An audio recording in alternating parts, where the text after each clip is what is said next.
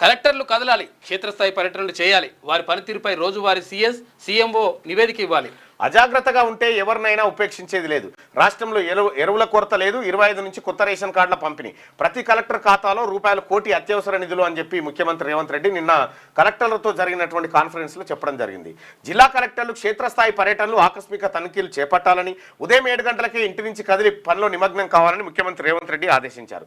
కలెక్టర్లు ఎక్కడికి వెళ్లారో, ఏం చేశారో ప్రభుత్వ ప్రధాన కార్యదర్శి, సీఎం కార్యాలయ అధికారులు రోజువారీ నివేదికలు సమర్పించాలని సూచించారు. అజాగ్రత్తగా ఉంటే ఎంతటి వారినైనా ఉపేక్షించేది లేదని స్పష్టం చేశారు. రాష్ట్రంలో ఎరువుల కొరత లేదని, ప్రతి దుకాణం ముందు నిల్వల బోర్డులు ఏర్పాటు చేయించాలని పేర్కొన్నారు. యూరియాను దారి మళ్లిస్తే కఠిన చర్యలు తీసుకోవాలని ఆదేశించారు.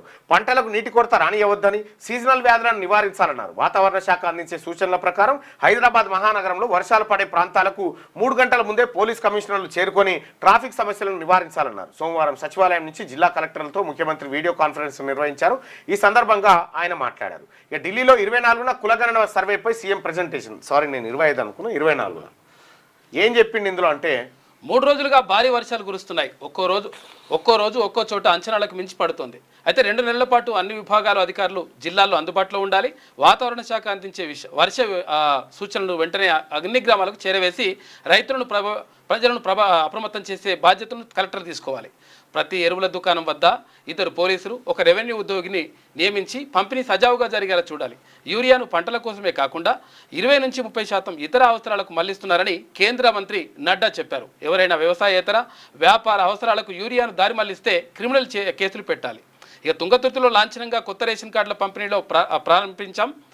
ఈ నెల 25 నుంచి వచ్చే నెల 10 వరకు అన్ని మండల కేంద్రాల్లో అధికారికంగా కార్డులను పంపిణీ చేయాలి.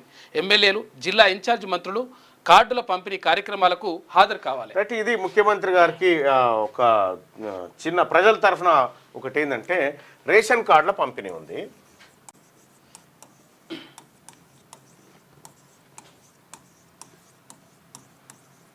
ఇప్పుడు ఈ నెల 25 నుంచి రేషన్ కార్డులు ఇస్తారు,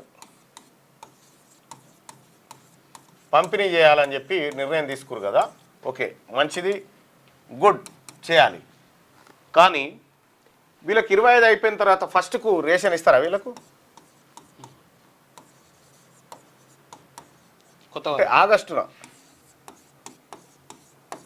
ఆగస్టు ఫస్ట్ రేషన్ ఇస్తారా?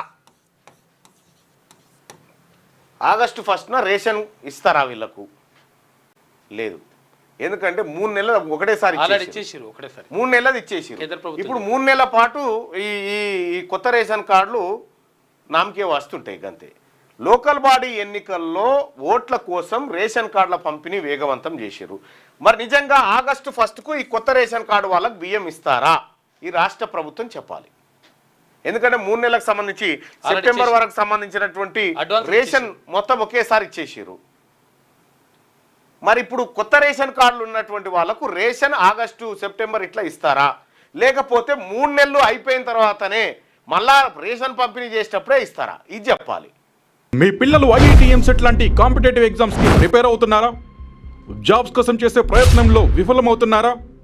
ఇంగ్లీష్ పై పట్టు సాధించలేక పోటీ ప్రపంచంలో వెనుకబడుతున్నారా? స్టేట్ సిలబస్ అయినా, సెంట్రల్ సిలబస్ అయినా అన్ని సబ్జెక్టులు ఇప్పుడు ఒక్క క్లిక్ లో. షేక్ స్పైకర్ ఇప్పటి వరకు ఎవరు తయారు చేయలేని విధంగా రూపొందించబడిన సరికొత్త యాప్. ఇప్పుడే షేక్ స్పైకర్ యాప్ ని ప్లే స్టోర్ నుండి డౌన్లోడ్ చేసుకోండి. కేవలం 1000 రూపాయలకే 7 ఏళ్ల పాటు సబ్స్క్రిప్షన్ పొందండి.